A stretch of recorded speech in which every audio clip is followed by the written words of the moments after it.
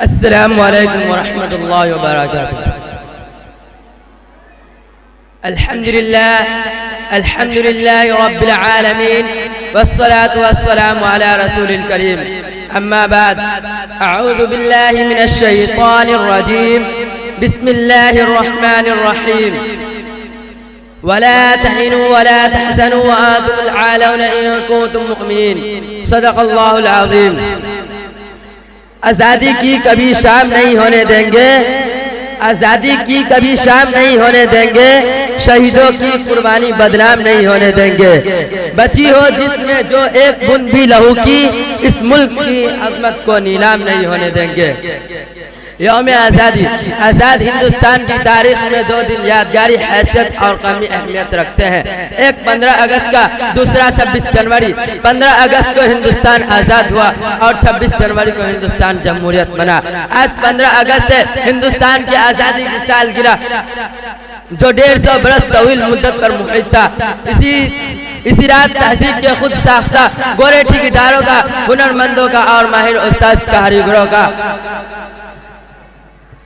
इसी रात गोरे ठेकेदारों का और माहिर उस्ताद कारीगरों को फूल से मासूम शहजादों का खून पीते देखा।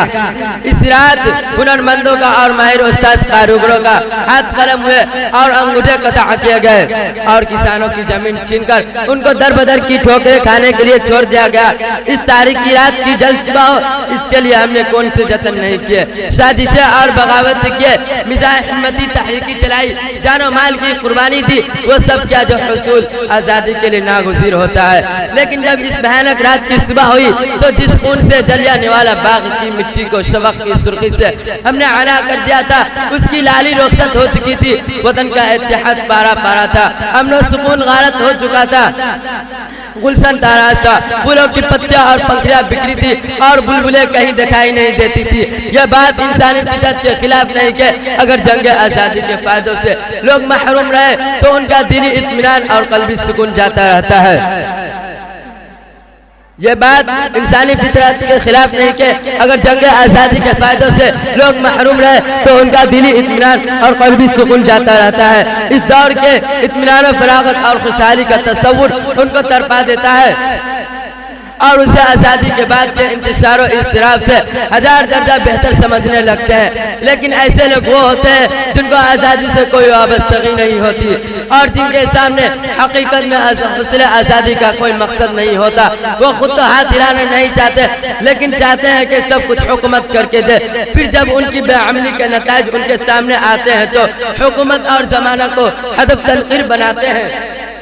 तरीका यह है कि आज़ादी बजाय खुद कोई मकसद नहीं होती बल्कि जरिया होती है। तरीका यह है कि आज़ादी बजाय खुद कोई मकसद नहीं होती बल्कि जरिया होती है। आज़ादी का माना कायदे कानून और पाबंदियों से नहीं होती।